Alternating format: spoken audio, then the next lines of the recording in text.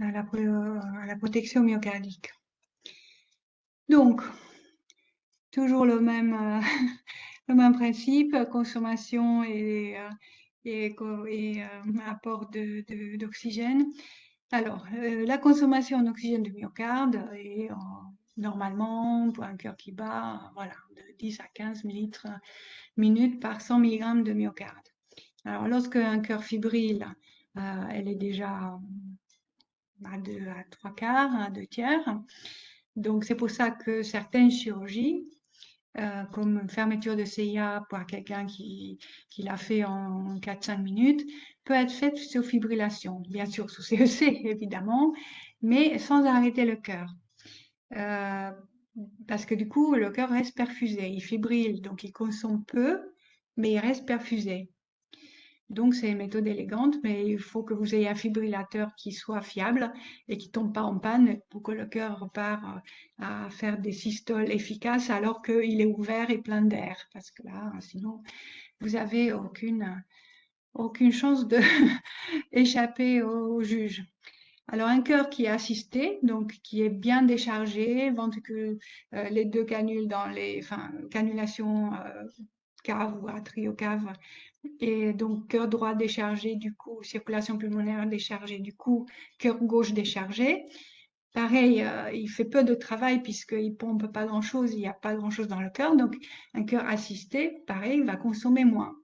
Et c'est pour ça que lorsque vous êtes en défaillance, vous dites ah, bah, il nous faut une ECMO. C'est pas uniquement pour sauver les organes et assurer la circulation systémique avec une pression de perfusion et un débit suffisant, mais c'est aussi pour décharger le cœur, le mettre au repos et lui permettre de récupérer et de refaire ses réserves en oxygène.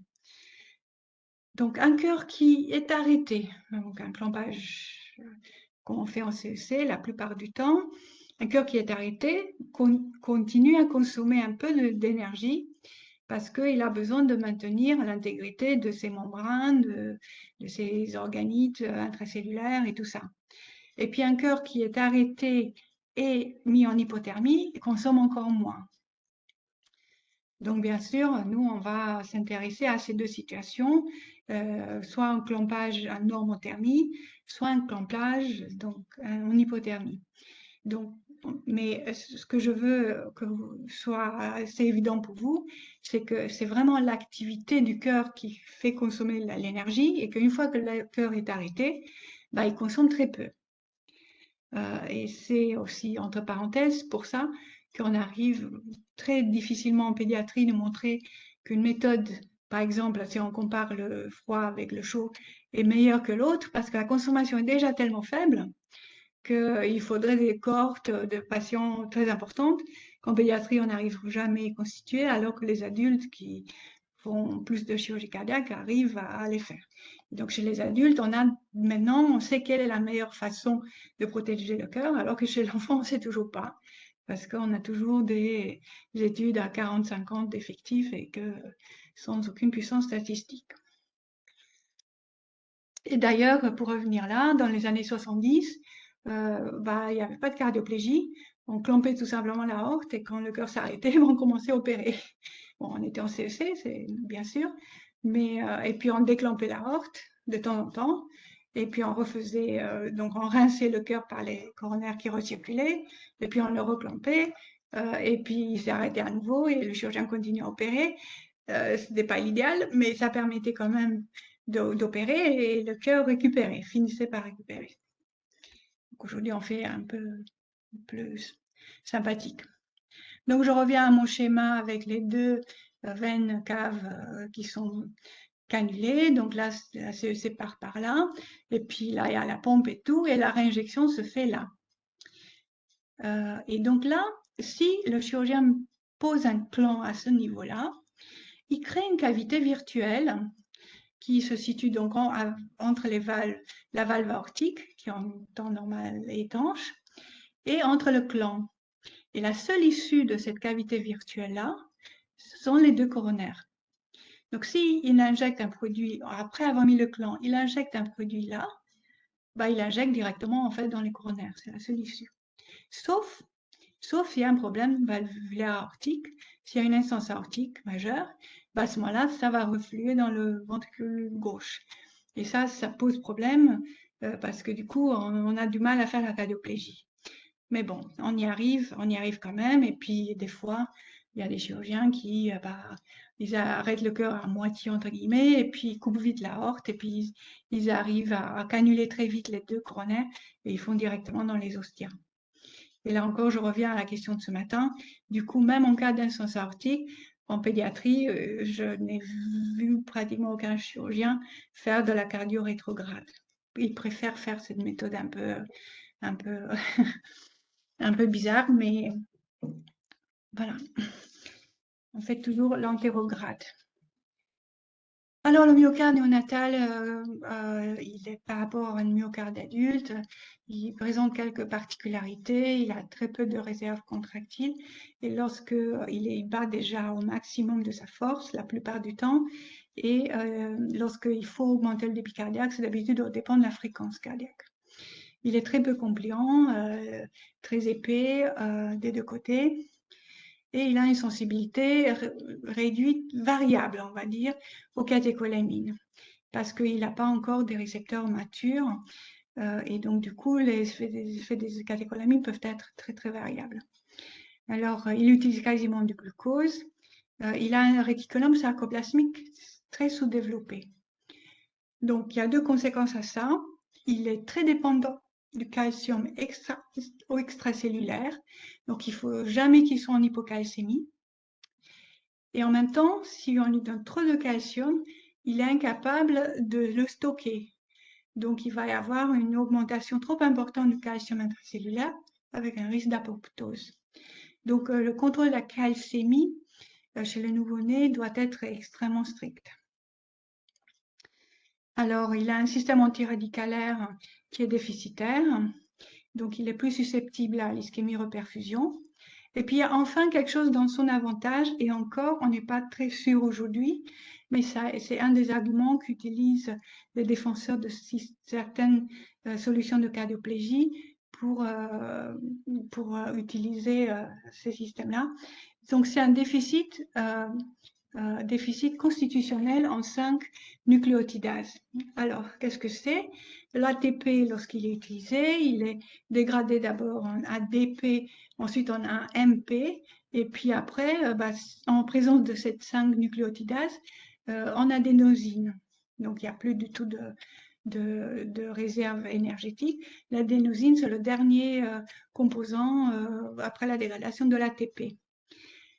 Et le problème de ça, c'est que l'adénosine peut quitter la cellule musculaire, et donc le myocyte. Et donc lorsque le myocyte retrouve de l'oxygène et veut refaire sa dette en oxygène, refaire de l'ATP, il n'y a plus d'adénosine puisqu'elle a quitté librement la cellule à travers la membrane cellulaire. Donc le fait d'être déficitaire dans ces 5 nucléotidases, quelque part, les protège, en théorie, parce qu'ils ne peuvent pas perdre leur adénosine. Et donc, dès qu'ils reçoivent l'oxygène, ils arrivent très vite à remonter leur ATP. Mais il semblerait, ça n'est pas vrai chez les cyanosés. Et les nouveau-nés, souvent, quand ils ont une chirurgie en période néonatale, c'est parce qu'ils sont cyanosés. Donc, bon, l'un dans l'autre, il y a quand même un risque d'ischémie qui est à mon avis, équivalent à celui de l'adulte. Ils ne sont pas si protégés que ça par ce déficit. Alors, la protection myocardique consiste donc à réduire la VO2 myocardique, c'est surtout à arrêter l'activité cardiaque pour que le cœur ne consomme plus d'oxygène, mais aussi pour maintenir l'intégrité du myocarde. D'où le choix de la solution de cardioplégie dans lequel on va rajouter des antiradicales, des produits, des tampons, des protons, des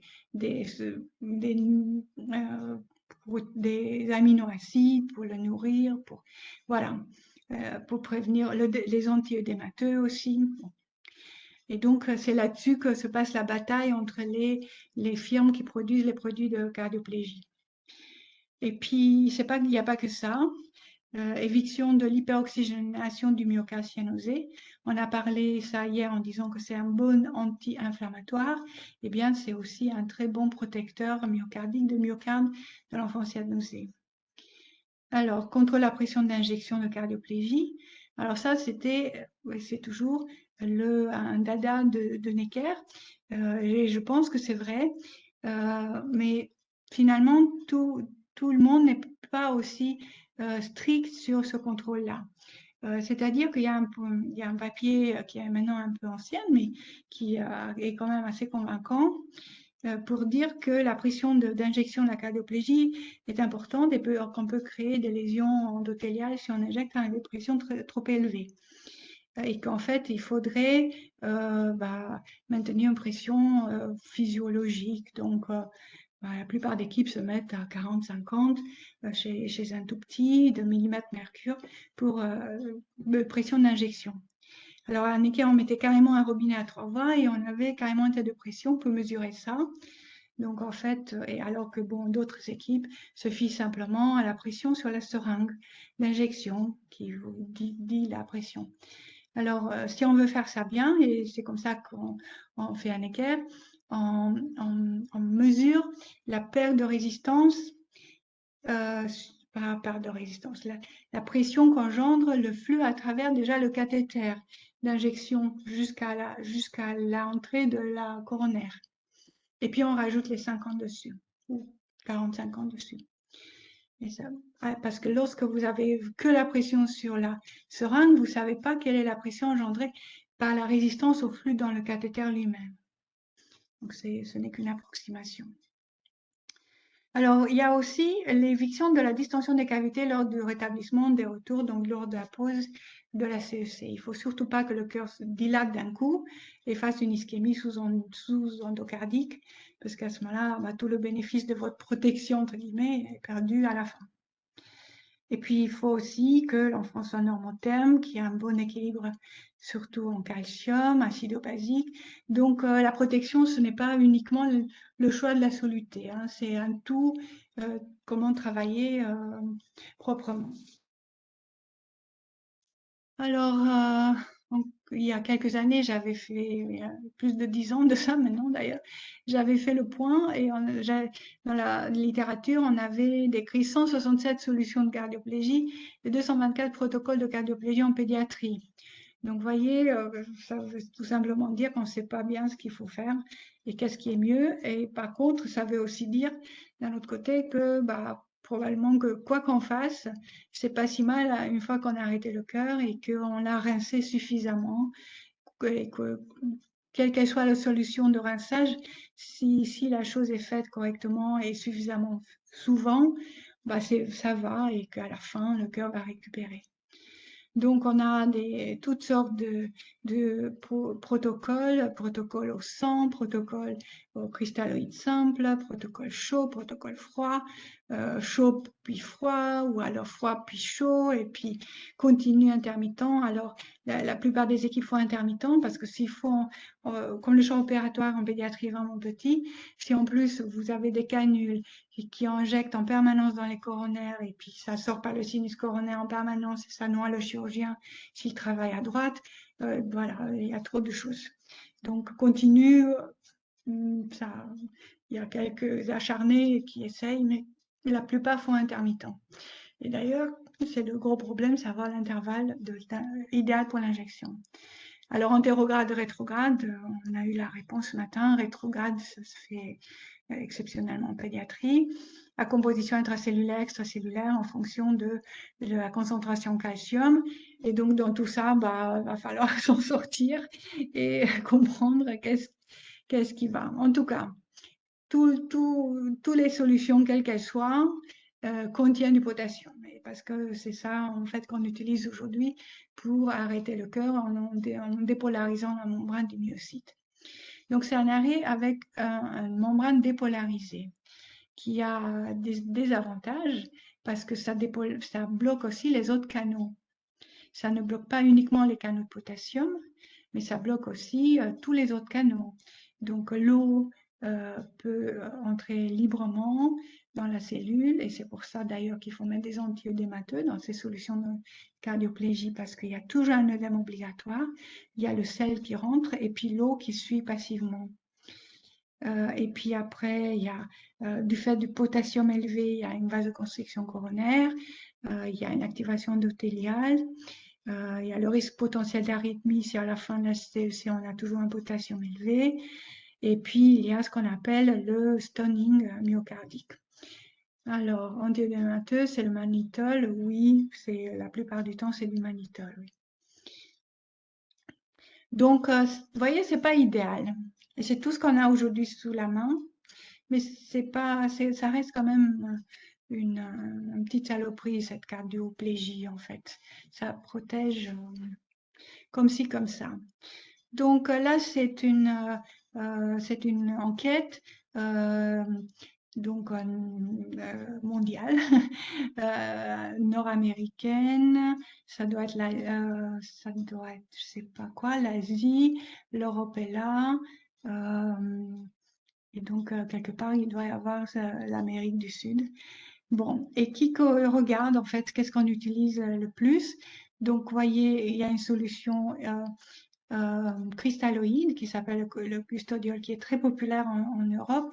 Et pourquoi? Parce qu'il est fabriqué par l'industrie allemande et et comme en Europe, bah, les Allemands ont beaucoup d'influence, bah, ils arrivent à nous convaincre de prendre ça, alors que c'est un truc hyper cher et en fait, ça contient de la flotte avec quelques aminoacides, hein, pas grand-chose.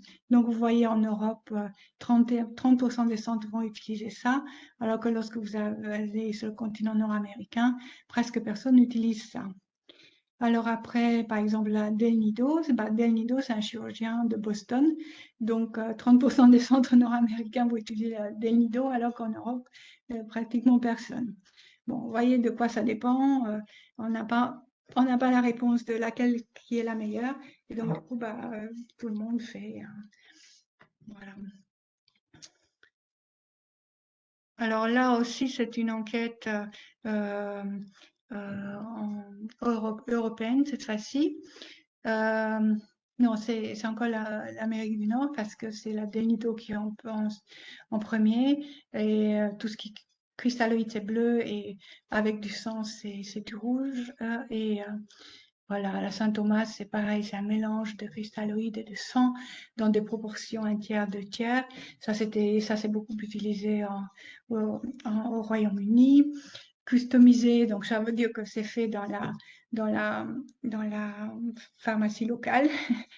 Et puis la microplégie, c'est quelque chose qui malheureusement est peu utilisé, mais je vais essayer de la défendre parce que c'est vraiment super. C'est une cardioplégie au sang, avec du sang qui vient direct oxygéné, qui sort de l'oxygénateur, donc, et auquel on rajoute très très peu d'une soluté qui contient beaucoup de potassium et qui au total, le sang plus le petit potassium qu'on rajoute, finit à 15 milli-équivalents par litre, donc suffisamment pour arrêter le cœur. Et donc ça, pour moi, c'est la plus élégante. Mais je ne sais pas pourquoi c'est pas utilisé plus que ça. Bon, là, c'est aux États-Unis, c'est peut-être un biais parce que Delido est très, très influent là-bas. Bon, alors les avantages, les inconvénients, c'est bah, chaud au sang. Donc ça voudrait dire qu'on l'a fait à la température de la CEC. À la sortie de l'oxygénateur, il y a une petite dérivation qui va aller vers l'injection dans les coronaires et qui, avec un Y, va se mélanger avec, bon, c'est le CPMB en l'occurrence qu'on utilise en France. Voilà. Euh, Bah, vous posez la question si avec la microplégie il y a de l'hypercalémie. Non, parce que les quantités qu'on rajoute sont tellement faibles que non, non. Clairement, à Marie-Lanon, on fait ça, mais non, on n'a pas d'hypercalémie. Donc, l'avantage de la chaude au sang, c'est que bah, il n'y a pas d'hémodilution, puisque les quantités qu'on rajoute sont vraiment, c'est 1 par 10 la quantité de sang et la quantité du petit produit hypercalémique. Donc, c'est rien du tout. Apport en oxygène. Donc, pour rincer le myocarde, il n'y a pas mieux que le sang. Inhibiteur des radicaux libres d'oxygène naturellement présents dans le sang. Pouvoir tampon naturel. Alors là, je m'arrête un tout petit peu. En fait, dans les solutés cristalloïdes, le tampon, c'est du bicarbonate.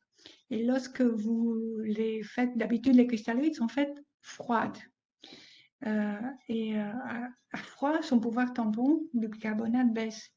Alors que dans le sang, le principal tampon, c'est la terminaison d'histidine des protéines et qui ne perd pas leur pouvoir tampon, même si vous la faites à froid. Donc, c'est un grand avantage du sang. Contrôle de température du myocarde, là, je vais avoir un diapo tout à l'heure pour essayer de vous convaincre. Substrat nutritif, nous sommes d'accord. Le désavantage, c'est qu'on est chaud, on est à 37 degrés. Il y a quand même une petite consommation d'oxygène du myocarde, donc il faut la faire souvent. Là aussi, je vais avoir un diapo pour défendre, à mon point de vue, pour l'intervalle des réinjections. Alors, froide au sang, ça a à peu près les mêmes avantages. Et puis, froide cristalloïde, là, pour moi, en tout cas, c'est la moins bonne. Alors, la seule chose qu'ils ont trouvé, les Allemands, pour nous convaincre pour leur soluté froid cristalloïde qu'ils essaient de nous imposer, c'est qu'ils ont mis de l'histidine à la place du bicarbonate. Comme ça, même à froid, le pouvoir tampon de ce produit qui s'appelle le custodiol est maintenu. Bon. Je vais quand même vous montrer une diapo avec des données Necker qui fait un peu froid dans le dos quand même. Alors, cardioplagie chaude à intervalle de réinjection. Donc, lorsqu'on regarde l'ATP, donc c'est les points noirs là, et en point blanc le créatine phosphate. Et là, c'est expérimental bien sûr. Et là, vous avez des réinjections toutes les 15 minutes, toutes les 20 minutes et toutes les 30 minutes. Bon, c'est pas inattendu. Lorsque vous injectez toutes les 15 minutes, l'ATP intracellulaire ne bouge que très, très peu. Lorsque vous injectez toutes les 20, il baisse un peu, mais c'est un peu tolérable. Et c'est à peu près 20 minutes que utilisent la plupart des équipes qui utilisent la cardioplégie chaude au sang. Et lorsque vous la faites à 30 minutes, vous avez quand même une baisse de presque moitié de l'ATP préexistant. Et pour la créatine phosphate, c'est pareil, bon, c'est une évidence. Et donc, en fait, c'est environ 20 minutes qu'utilise tout le monde.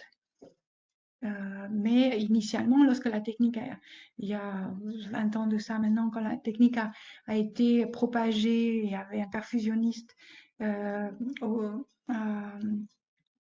Jacques Arty à Massy, qui a beaucoup propagé cette technique et qui en plus avait beaucoup de charisme et qui est parti partout dans le monde pour faire familiariser avec ces techniques. Lui, au départ, il faisait 15 minutes, donc il était quand même très frileux. Et puis petit à petit, son expérience clinique a montré que 20 minutes sont tout à fait suffisants et que si on veut que les gens utilisent les techniques, il ne faut pas leur imposer 15 minutes parce que imposer à un chirurgien de s'arrêter d'opérer toutes les 15 minutes, bon, il faut qu'il soit vraiment convaincu. 20, c'est bon, un peu plus acceptable. Alors, pareil pour le pH intracellulaire, le même scénario, 15 minutes, 20 minutes, 30 minutes. Vous voyez, les variations de pH intracellulaire sont présentes, certes, mais récupèrent plus vite que si on fait 30 minutes. Alors, le réchauffement du myocarde, il y a une logique à faire la cardioplégie à la même température que la température de la CEC. Parce que là aussi, il y a beaucoup de voix qui disent qu'on peut faire une cardioplégie froide à 4 degrés, mais faire la CEC quand même normothermique. Et donc, ils se disent, c'est pas grave, le cœur restera froid. Pas forcément, parce qu'il est entouré d'un environnement qui est chaud. Donc, il va rester froid pendant quelques minutes, mais après, il va commencer à se réchauffer. Et donc là, pareil, une étude expérimentale qui vous montre la température du myocarde. Selon qu'on a fait, donc le groupe 1, c'est celui avec des tout petits points. Donc là, on a fait la CEC à 15 degrés et effectivement, bah, si la CEC était froide, bah, le cœur était froide avec la cardioplégie froide aussi. Alors là, la cardioplégie, le groupe 2, c'est le groupe avec les tirets un peu comme ça. Donc lui, il a eu une CEC assez chaude avec une cardioplégie froide. Bah, regardez comment varie la température du myocarde. Ça fait du zigzag et c'est absolument pas ce qu'on pense. Voilà. Et donc l'intermédiaire, c'est le groupe 3 avec le point et le tiret. Voilà. Donc celui-là, il est un peu plus, les variations sont un peu plus modérées. Alors, on a dit que du fait de ce clampage et du fait du potassium, bah, il y a du stoning. Il y a du stoning en grande partie parce on a dépolarisé la membrane et que du coup tous les canaux sont ouverts et que du coup il y a le sel qui rentre, il y a de l'eau qui rentre, la cellule se démassie, elle perd beaucoup de sa compliance. Et puis, il y a les phénomènes d'ischémie-reperfusion parce que on n'a perfusé que par intermittence, en l'occurrence toutes les 20 minutes, voire plus éloigné. Alors là, ce sont des fermetures de CIA, c'est une étude anglaise un peu ancienne qu'aujourd'hui on pourrait probablement plus faire pour des raisons éthiques, mais en tout cas qui regarde à la fois la contractilité et la compliance. Donc là, c'est avant chirurgie et là, c'est après une cardioplégie. Ce sont des fermetures de CIA, donc une seule cardioplégie, une chirurgie la plus courte qui existe, qui est la plupart du temps confiée au chef de clinique en fin de stage. Et donc, du coup, bah, c'est notre appendicite, quoi. C'est le plus simple à faire. Et puis, même là, dans les fermetures de CIA, il va y avoir un stoning. Il y a une dysfonction myocardique qui est très légère, qui est tout à fait tolérée. Les enfants seront extubés à l'arrivée en réanimation, mais il y a une dysfonction. Alors là, l'échelle n'est pas la même, c'est pour ça que vous avez l'impression qu'il s'améliore, mais il ne s'améliore pas. Si vous la remettez à l'échelle, vous allez voir qu'en fait, les courbes s'aplatissent beaucoup, à la fois pour ce qui est contractilité et pour ce qui est euh, compliance. Alors, du coup, quelle cardioplégie choisir? Il y a aussi le fait qu'on ne sait pas quels critères prendre. Si on prend le décès, bah, il nous faudrait des milliers de patients et on n'est pas sûr de trouver parce qu'aujourd'hui, la mortalité est quand même faible. La chirurgie a beaucoup progressé. Est-ce que c'est l'infarctus post-op? Parce qu'il faut prendre la durée de séjour, la durée de ventilation, le bas débit, donc on ne sait pas en fait comment évaluer. Alors, chez l'adulte, ça a été assez simple. On évalue sur l'élévation post-op des enzymes cardiaques. Mais les adultes ont, si on compte bien, je sais pas, 7 ou 8 interventions. Et c'est toujours les mêmes. Donc, en fait, il y a une homogénéité. Il y a les âges des patients aussi. C'est à peu près les mêmes profils des patients qui bénéficient des mêmes interventions. Donc, en fait, les groupes étant homogènes, on peut en conclure. En pédiatrie, un jour à Necker, ils nous ont demandé, la direction a demandé de faire un espèce de euh, catalogue des interventions qu'on a et des durées pour qu'ils puissent faire un planning prévisionnel de durée, de passage au bloc des infirmiers, de comment ils font les payer, comment il faut organiser leur planning, des conneries comme ça. Ah bah, rien qu'en ECA, on a comptabilisé 75 types d'interventions différentes. Bon, et que tout le monde, chacune avait une autre durée. Et donc, effectivement, il y a beaucoup de types d'interventions différentes. Et donc, du coup, il y en a où vous coupez dans le myocarde, il y en a où vous faites des anastomoses, il y a des dilatations, où il y a des patchs, il y a des. Voilà. C'est tellement varié qu'en fait, le troponin post-opératoire dépend de votre intervention ne dépend, mais on n'est pas à 7 ou 8 interventions, on est à 64. Donc, du coup, la troponine, voilà, malheureusement, on ne pourra pas juger la qualité de la cardioplégie dans un groupe homogène de patients. Sauf si vraiment vous avez des grosses populations comme un Necker, qui est comme une usine, et vous allez prendre que le groupe des nouveau-nés avec cette pathologie en particulier, et à ce moment-là, oui, vous pouvez faire, mais il vous faut du temps quand même. Donc, voilà, chez l'enfant, on a dit à un moment donné que 6 nanogrammes par millilitre de troponine post-op était associé au décès à 30 jours et que si c'est supérieur à 100, alors là, on est quasiment sûr que l'enfant va mourir. Bah, moi, je vous montre les tétralogies des phallos, voilà, qui allaient bien, qui sont sortis très vite. Vous voyez, parce que là, il n'y a plus personne. Là, au bout d'une semaine post-op, il n'y a plus personne en réanimation. Ils sont tous sortis à 48 heures ou plus. Bah, ils avaient 120, 100. Mais parce que la cure de tétralogie de Fallot se fait avec une grosse résection infundibulaire. Donc, plus on enlève du muscle, mieux c'est. Bon, bah voilà, bah, la troponine va exploser. Donc, la troponine en post-op ne voudra plus rien dire après un Fallot. Donc, voilà. Et puis voilà, la réalité, c'est ça. On a très peu d'études avec très peu d'effectifs sur lesquels on ne pourra jamais conclure et qui comparent la chaude au sang avec la cristalloïde froide. Bon, personne fera confiance à des effectifs aussi bas. Après, bon, le préconditioning, c'est pas certain que ça marche en pédiatrie. Euh, alors, chez l'adulte, on prône maintenant le préconditioning avec des agents volatiles, d'anesthésie volatile. Bah, ça tombe bien en pédiatrie, la plupart du temps, on les induit par voie inhalatoire. Donc, ils ont tous un petit préconditioning, si c'est ça.